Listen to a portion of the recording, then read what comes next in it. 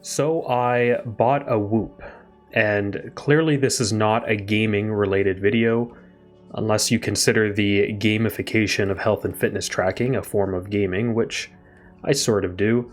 This video is not a review of the product, it's not meant to be an unboxing, although I did film myself unboxing the product, mainly as a backdrop for this video. There are, after all, many reviews and unboxings of the Whoop on YouTube and elsewhere, so plenty of options if you're interested in that. This video is simply a reflection, a commentary, if you will, on why I personally bought one. And I thought, perhaps others might find interest or value in this short story. I have never owned a Whoop before. This is my first. I have owned many different health and fitness trackers over the years, however, the latest ones being an Apple Watch and an Oura Ring. I am very deep into the Apple ecosystem, so an Apple Watch has always, it's made the most sense for someone like me. But although I do really enjoy the product and its biometric tracking is first class, I have many reservations when it comes to the Apple Watch, and the largest of those is the appearance. The Apple Watch, no matter how much you try to dress it up, at the end of the day, it still looks like a miniature smartphone on your wrist. And I work in a professional corporate setting, and frankly, I'm a bit embarrassed to wear an Apple Watch with my business attire. I would much prefer to wear a mechanical watch, something timeless, something unobtrusive, something that gives off the right message. But then, what do I use for the health and fitness tracking? You cannot wear a mechanical watch and an Apple Watch, one on each wrist. Clearly that's a bit silly. Enter the Oura Ring. To the average person, it appears as just that. It's a ring. It tracks your health and fitness, it does not look out of place, and it frees up your wrist to wear a mechanical watch. Problem solved. Not really. While it solves some problems, it introduces new ones. Although the Oura Ring excels in general health and, in particular, sleep tracking, it's much less reliable for fitness, which is paramount for me. Furthermore, the Oura Ring concerns me during certain activities, weightlifting, for example, or calisthenics.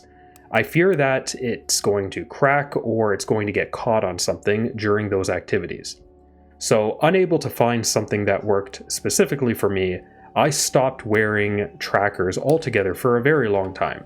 I certainly do not require them. I am more than motivated to be active and live healthily, but I missed the metrics. I missed the gamification. Whoop has had my eye for some time, but there were two aspects of it that always deterred me: the size and the subscription. I'm not quite sure how, when it has no screen and none of the other telecommunications or microprocessing hardware that the Apple Watch has, it can be larger than the Apple Watch. Now that I've held a Whoop, calling it large is certainly not accurate. It is quite small, but it is still larger than a plain old Apple Watch, at least how I perceive it, which has me absolutely confused. But ignoring that riddle, it was the damn subscription that was the most deterring. Why would someone sign up for a subscription for a device like the Whoop when the Apple Watch, which has more accurate tracking, is cheaper and does not have a subscription? Clearly you'd have to be insane. And, well, I guess I'm insane because here we are.